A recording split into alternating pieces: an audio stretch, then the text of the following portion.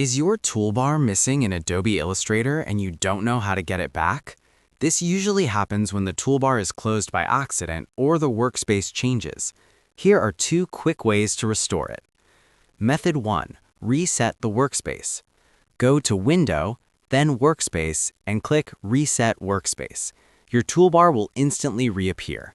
If that doesn't work, try switching to a different workspace from the same menu.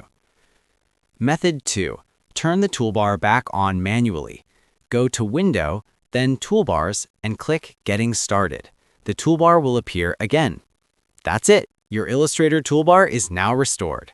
If this tutorial helped you out, make sure to like and subscribe for more helpful guides. And if you found real value in it, a super thanks would be greatly appreciated. Feel free to reach out if you encounter any issues during the process.